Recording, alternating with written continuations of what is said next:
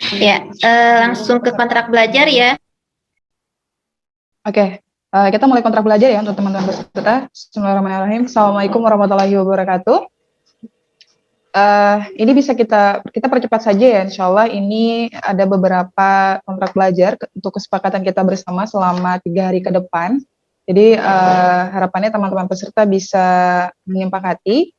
Mungkin bisa langsung ya. Yang pertama, kita niatkan dulu karena Allah Subhanahu Wa Taala pastinya ya. Jadi mungkin awalnya di sini hanya teman-teman mungkin sebagai utusan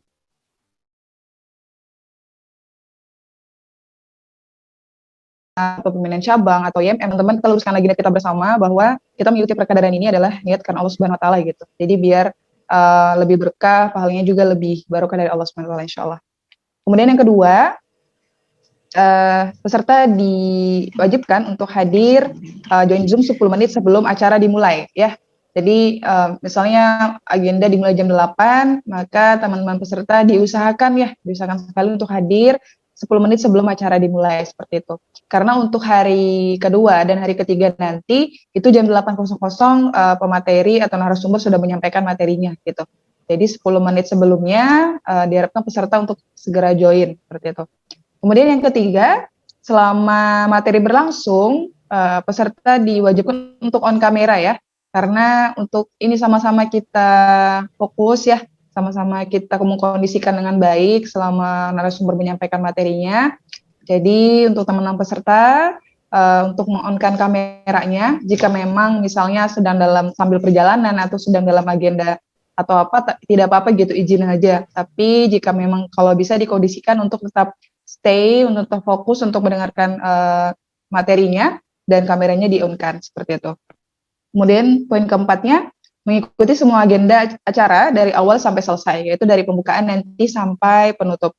Karena nanti ada poin-poin tersendiri dari teman-teman panitia dan dari saya sendiri juga, bahwa ketika poin-poin itu bisa terpenuhi, maka teman-teman peserta akan mendapatkan sertifikat, seperti itu. Jadi nanti ada poin-poin tertentu yang kami nilai, sehingga daripada itu diharapkan untuk semua peserta untuk mengikuti semua agenda dari awal sampai selesai. Kemudian poin yang kelima, selama materi berlangsung, peserta wajib menjaga ketertiban dan kenyamanan bersama. Misalnya jika memang operator tidak sempat untuk memute-kan Zoom-nya, maka teman-teman peserta untuk inisiatif sendiri gitu untuk mode mute-nya diaktifkan. Karena kita tidak tahu mungkin ketika mode mute-nya tidak aktif, lalu mungkin ada kendaraan lewat atau ada anak-anak berteriak atau seperti apa, dan itu bisa mengganggu konsentrasi narasumber, seperti itu. Jadi diharapkan ketika narasumber menyampaikan materinya, maka mode mute-nya teman-teman semua tolong diaktifkan. Kemudian poin yang keenam, jika ingin izin ya, mungkin seperti ke kamar kecil atau mungkin hal mendesak lainnya, maka wajib meminta izin kepada panitia by chat ya, mungkin bisa WhatsApp atau chat di Zoom-nya juga. Jadi teman-teman panitia tahu gini, kemana nih peserta yang ini, seperti itu ya. Jadi tetap izin, walaupun kita via daring, tapi tetap kita kondisikan seperti kita sedang bertemu langsung gitu ya. Jadi ketika keluar juga dari ingin ada urusan sebentar, maka tetap izin kepada panitia. Kemudian poin terakhir, peserta ikut berperan aktif selama materi berlangsung, ya misalnya seperti memberi tanggapan gitu ya, atau bertanya kepada narasumber. Yaitu mungkin kontrak belajar, jadi selama 3 hari ke depan ya untuk kegiatan kita, insya Allah. Semoga usaha teman-teman teman-teman semua lillah karena Allah SWT, sehingga dimudahkan ya. Harapannya bisa dimengerti untuk kontrak belajarnya. Selanjutnya sambil mengisi pretestnya, kita lanjut ke narasumber karena waktunya sudah lewat ya. Silakan lanjutkan, Yunda. Ya, alhamdulillah untuk materi yang pertama kita yaitu Hakikat Islam dan PHIWM, di mana materi ini akan disampaikan oleh Ayahanda Ustadz Indra Cahyadi. Untuk sebelumnya saya akan membacakan dulu kurikulum vitae beliau, yang dimana tempat dan tanggal lahir ayahanda kita di kota Waringin Timur, yaitu pada tanggal 6 September 1967 tahun, di mana alamat beliau Jalan Dr. Murjani 2, Gang Lestari, RT 12, nomor 58, Tanjung Redep, Kabupaten Berau, Kalimantan Timur. Kemudian beliau beralamat juga di Jalan Skip Ratu, RT 1, RW 1, Kampung 1, Skip Tarakan, Kalimantan Timur. Dan beliau sekarang juga beralamatkan di Jalan Poros Bulungan, RT 1, Gunung Tabur, Kabupaten Berau. Pekerjaan beliau karyawan BUMN. Beliau sudah berkeluarga. Kemudian nomor KTAM beliau 20036796801317.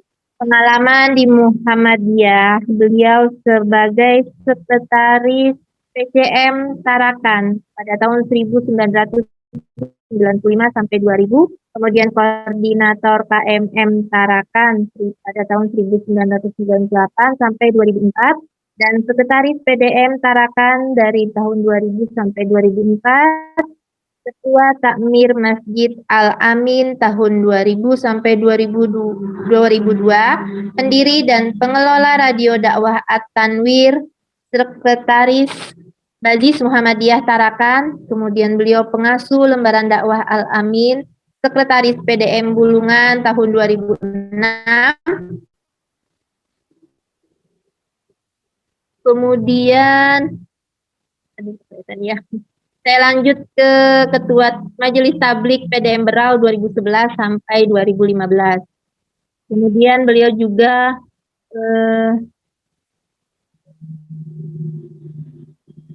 dan masih banyak ya pengalaman-pengalaman beliau di Muhammadiyah. Ya, saya langsung ke pelatihan atau acara resmi yang pernah beliau di Muhammadiyah gitu. Ada Musca PCM Tarakan pada tahun 1920 sampai 1996 sampai 2001, kemudian ada Musca PCM Tanjung Redep ke-11, Musca PCM Tanjung Redep ke-12, dan Musca PCM Gunung Mengijan Ramadan pimpinan wilayah di Samarinda, kemudian Baitul Arkom, MPK, dan pelatihan peningkatan kualitas mubalik Muhammadiyah.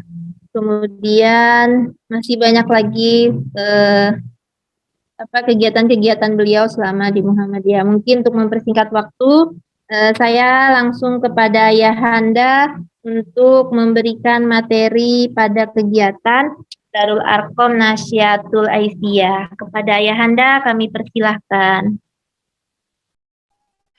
Assalamualaikum warahmatullahi wabarakatuh. Waalaikumsalam warahmatullahi wabarakatuh. Bismillahirrahmanirrahim. Alhamdulillahirabbil alamin wassalatu wassalamu ala asyrafil anbiya'i wal mursalin wa ala alihi wa sahbihi ajma'in.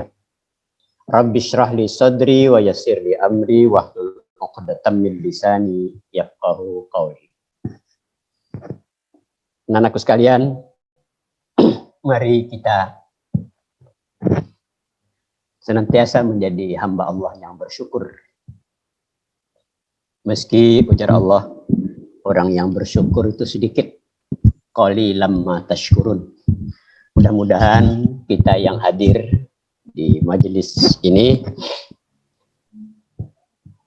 termasuk golongan yang sedikit itu. Selawat dan salam mudah-mudahan senantiasa terlimpah kehadiran Nabi kita Muhammad SAW, para sahabat, keluarga, dan seluruh pengikut beliau sampai akhir zaman. Yang pertama, saya ingin menyampaikan terima kasih dulu kepada pimpinan daerah NA ya, Nasyatul Aisyah Kabupaten Berau yang melaksanakan Darul Arkom ini. Ini mungkin yang pertama yang pernah saya mengisi di NA ya, Darul Arkamnya, dan mudah-mudahan ini bukan hanya pertama tapi bisa berlanjut ke depan. Saya mulai, karena ini waktunya sangat singkat ya, saya mulai dengan sebuah hadis Nabi Sallallahu Alaihi Wasallam. Ya. Di materi diminta kepada saya tentang hakikat Islam dan pedoman hidup Islami warga Muhammadiyah. Suatu ketika Rasul Sallallahu Alaihi Wasallam duduk-duduk dengan para sahabat. Kemudian sekonyong-konyong muncul di hadapan Rasulullah dan para sahabat itu seorang laki-laki yang berpakaian serba putih. Rambutnya juga hitam, ya. Lebat. Tidak terlihat nampak bahwa orang ini sesudah melakukan perjalanan yang jauh. Kalau orang yang jauh kan keringatan, mungkin napasnya tersengal-sengal, pakai dari perjalanan jauh. Ini tidak nampak. Tiba-tiba saja orang itu muncul di hadapan Rasulullah dan para sahabat. Kemudian dia langsung duduk di dekat Rasul, kemudian lututnya itu disandarkan ke lututnya Nabi, dekat sekali. Kemudian orang itu langsung bertanya, "Ya Muhammad, akhbirni anil Islam." Beritakan kepadaku, apa itu Islam? Kemudian Rasulullah SAW menjawab, Islam itu adalah engkau mengakui tidak ada Tuhan selain Allah. Mengakui Muhammad sebagai utusan Allah. Ya. Kemudian mendirikan salat, membayar zakat, berpuasa Ramadan, dan haji bagi yang mampu. Kemudian orang ini mengatakan, "Sadaqta ya Muhammad." Engkau benar, hai Muhammad. Agak aneh. Dia yang bertanya, dia yang membenarkan. Kemudian dia melanjutkan pertanyaan, "Ya Muhammad, akhbirni anil iman." Hai Muhammad, beritakan kepadaku tentang apa itu iman. Kemudian Rasulullah SAW menjawab, iman itu adalah engkau mempercayai Allah. Beriman kepada Allah. Kemudian iman kepada malaikat, iman kepada kitab, iman kepada Rasul, iman kepada hari kiamat, dan iman kepada takdir. Sadaqta. Engkau benar.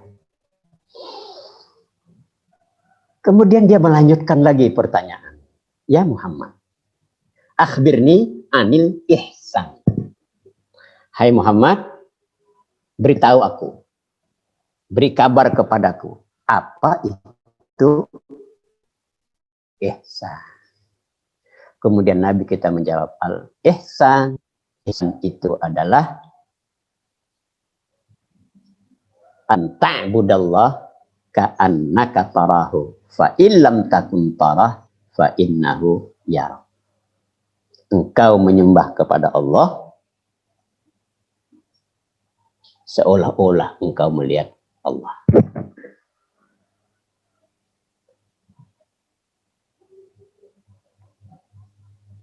Yakin engkau tidak bisa melihat Allah. Akan tetapi yakinkan tak melihat terjangmu, mendengar segala ucapan, bahkan mengaku yang datang. Nah, panjang ceritanya orang ini.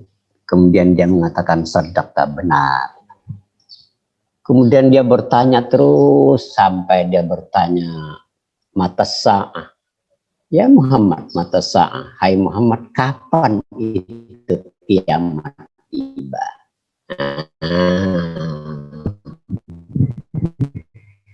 Sampai pada pertanyaan ini, Nabi mengatakan, tidaklah yang ditanya orang ini tiba-tiba menghilang. Kemudian Rasul bertanya kepada sahabat, tahukah kalian siapa yang datang tadi? Sahabat menjawab, Rasulnya yang tahu. Yang datang tadi, ujar Nabi, adalah malaikat Jibril yang mengajarkan kalian tentang agama. Atakum yu'allimukum dinakum. Yang datang tadi adalah malaikat Jibril yang mengajarkan kalian tentang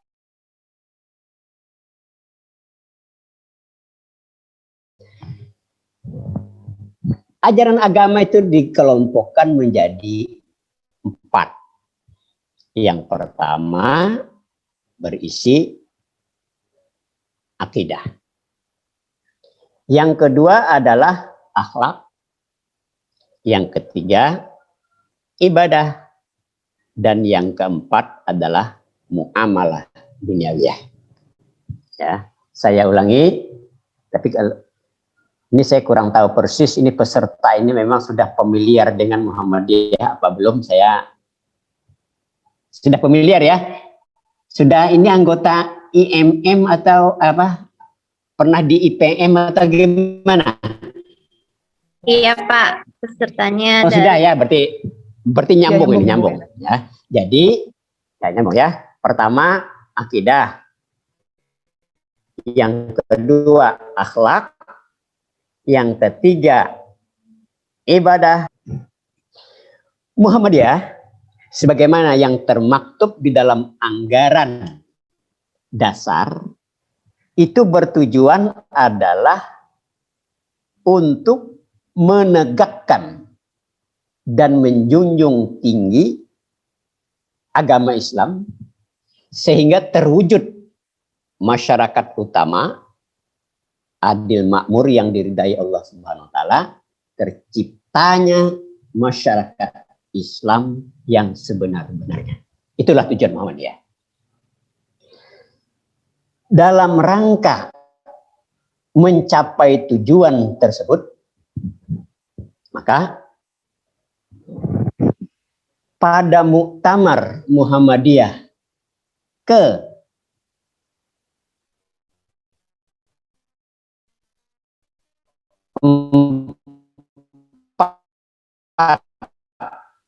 di Jakarta, dan alhamdulillah saya waktu itu salah seorang anggota muktamar, ya, salah seorang anggota muktamar yang dilaksanakan di komplek Taman Mini Indonesia Indah waktu itu. Pesertanya menginap di Pondok Haji, di Asrama Haji Pondok Gede. Ya. Tahun 2000, berarti 21 tahun yang lalu. Ya, saya sudah menjadi peserta waktu itu. Ya, ketika saya masih jadi pengurus pimpinan Muhammadiyah di Tarakan. Anak-anakku sekalian, dalam rangka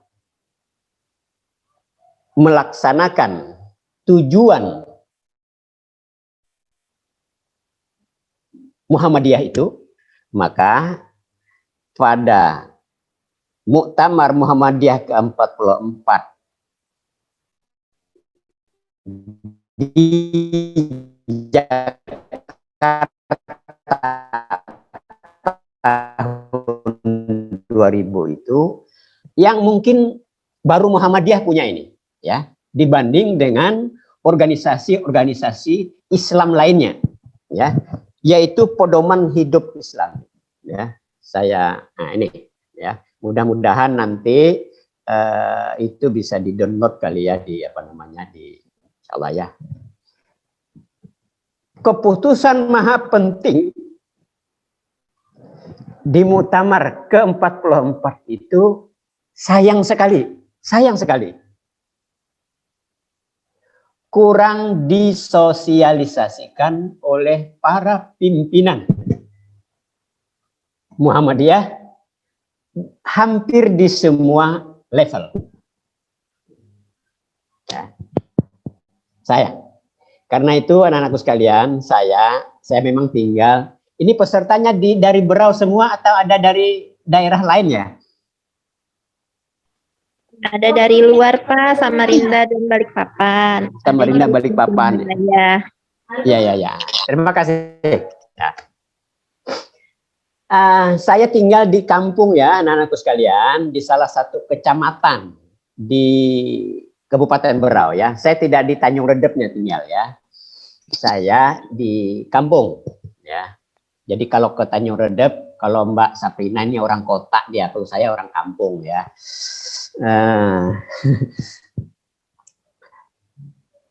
Saya biasa kalau mengisi pengajian pimpinan cabang maupun pengajian pimpinan daerah Muhammadiyah di kota sana, di Tanjung Redep, saya tidak mau bergeser ya. Materi saya tentang kemuhammadiyahan. Lebih khususnya lagi adalah tentang pedoman hidup Islami bagi warga Muhammadiyah. Kenapa? Sekali lagi saya katakan ini kurang sosialisasi dari para pimpinan kita. Bagaimana kita dapat melaksanakan hidup secara Islami, padahal tujuan Muhammadiyah didirikan tadi agar terwujud masyarakat Islami itu baik di dalam diri kita masing-masing, di dalam rumah tangga kita, di dalam organisasi kita, di dalam RT kita, di dalam kelurahan kita, di dalam kecamatan kita, di kabupaten kita, di provinsi kita, bahkan dalam negara kita ini. Bagaimana itu bisa terwujud manakala kita sendiri sebagai orang yang memiliki pedoman ini jarang menengok-nengok, jarang membuka-buka, apalagi mengkaji. Ini. Ya. Saya sampai jam berapa ya? Sampai jam 9:15 ya. Ya, tinggal beberapa menit lagi. Saya hanya ingin memotivasi kita semua ya. Perjalanan saya bermuhammadiyah anak-anakku sekalian cukup panjang. Saya mulai bujang, mulai sendiri. Dan saya sampai sekarang betah di cabang. Banyak teman-teman yang mengajak saya supaya saya di daerah. Enggak, saya di kampung saja, saya bilang. Kenapa? Biasanya organisasi itu kalau kuat di atas, di daerahnya kuat atau di wilayahnya kuat, sementara kita tidak perkuat di cabang dan di ranting, itu akan kelihatan besar, tetapi di bawah dia tidak begitu mengakar. Menurut saya, dan ini tuntunan di dalam organisasi kita, bahwa satu cabang itu minimal ada 3 ranting. Di kita mungkin cabangnya hidup, tetapi rantingnya tidak pernah kita tengok-tengok. Bahkan ada cabang yang tidak punya ranting. Ini kan lucu. Kita sendiri yang kadang-kadang tidak menetapi, tidak melaksanakan, tidak mentaati aturan kita. Nah, jadi saya di cabang saja supaya saya mengakar ke bawah. Ya, ini jadi pedoman hidup ini luar biasa bagusnya ini ya. Bayangkan anakku sekalian ya, ajaran Islam yang dibagi menjadi 4 kelompok, dibagi untuk memudahkan tadi itu akidah, akhlak, ibadah, muamalah duniawiyah, itu dijabarkan satu persatu di dalam pedoman hidup Islami warga Muhammadiyah itu. Bagaimana kita hidup secara Islam di dalam dengan pribadi kita, menunjukkan pribadi kita secara Islam. Contoh, ya, orang Islam itu kalau minum bagaimana? Kurang elok kalau berdiri. Ya, meskipun boleh, makruh hukumnya. Ya, tetapi sejak kecil kita ditanamkan, apalagi kayak Bu Saprina ini, ya, Nanda Saprina ini kan guru TK Abah, dihafalkan, diajarkan kepada anak-anak kita, la yashrabanna ahadukum qa'iman. Hadis Nabi kita, janganlah salah seorang di antara kalian itu makan minum berdiri. Nah, kalau kita sendiri selaku para pimpinan ortom, ya, masih melakukan sesuatu yang mungkin kecil menurut kita, oh itu kan hal sepele saja. Jangan anggap kecil manakala itu aturan agama. Jangan anggap kecil, meskipun cuma minum, ya. Minum ada aturannya, jangan berdiri, tapi duduk. Sekali lagi walaupun tidak sampai tingkat haram, tetapi dia hanya makruh, tapi mari kita amalkan. Nah, bagaimana kita berislam di dalam keluarga kita? Ya, di dalam kita keluarga ini, kalau kita sudah berkeluarga, bagaimana keluarga kita itu bisa menjadi contoh, menjadi tauladan bagi masyarakat sekeliling kita, bagi warga persyarikatan kita. Kita membina keluarga kita itu, anak istri kita itu menjadi keluarga yang Islami. Bagaimana kita hidup Islam di tengah-tengah masyarakat kita, hidup berislam di dalam organisasi kita, di dalam mengelola amal usaha kita, di dalam berusaha, di dalam berbisnis, di dalam mengembangkan profesi kita masing-masing, di dalam bangsa dan bernegara, lengkap di dalam sini. Dan disertai dengan dalil-dalilnya. Dalil-dalilnya ada di belakang. Ya.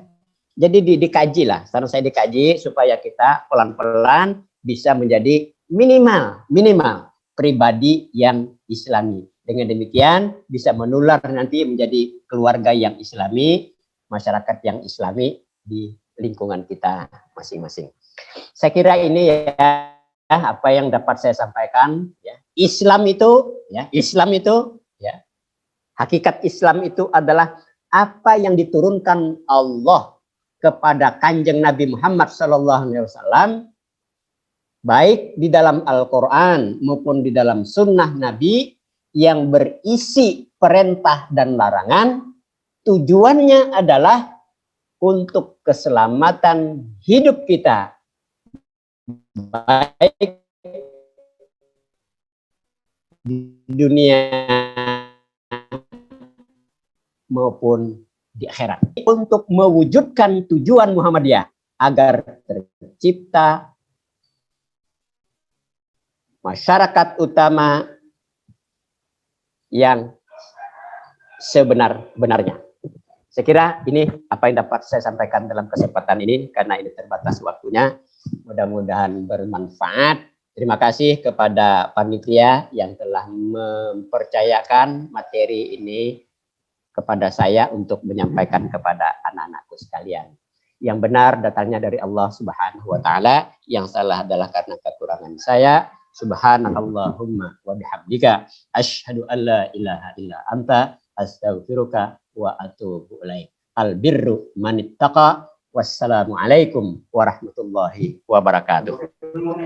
Waalaikumsalam warahmatullahi wabarakatuh.